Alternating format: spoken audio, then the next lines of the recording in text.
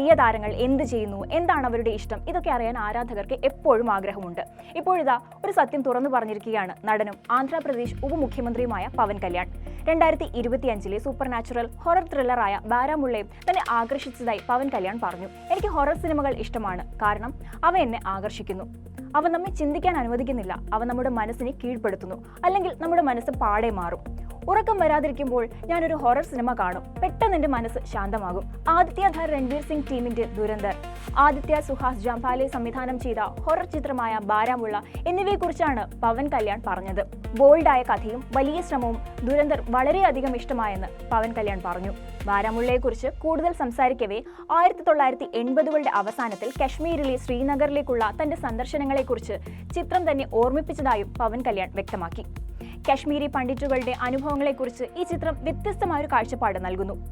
മറ്റൊരു കാര്യം കൂടി പവൻ കല്യാൺ പറഞ്ഞിട്ടുണ്ട്. നക്സലൈറ്റ് ആകാൻ ആഗ്രഹിച്ചുവെന്ന്.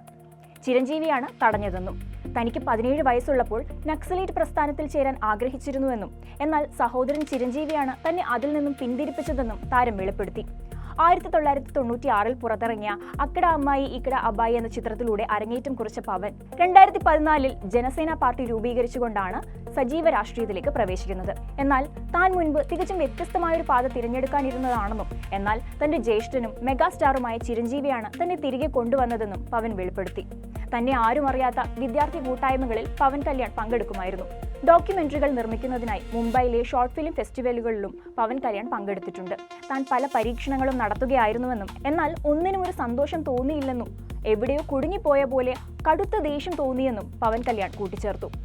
കഴിഞ്ഞ വർഷം പുറത്തിറങ്ങിയ Harihara Veeramallu, they call him OG എന്നീ ചിത്രങ്ങളാണ് പവൻ കല്യാൺ അവസാനമായി അഭിനയിച്ചത്. 2026 ഉസ്താദ് ഭഗത് സിംഗ് എന്ന ചിത്രത്തിലും അദ്ദേഹം പ്രത്യക്ഷപ്പെട്ടു. സുരേന്ദർ റെഡ്ഡി സംവിധാനം ചെയ്യുന്ന പേരിടാത്ത ചിത്രത്തിലാണ് പവൻ കല്യാൺ അടുത്തതായി അഭിനയിക്കുന്നത്. നിലവിൽ മറ്റു പുതിയ പ്രൊജക്ടുകളൊന്നും തന്നെ പ്രഖ്യാപിച്ചിട്ടില്ല.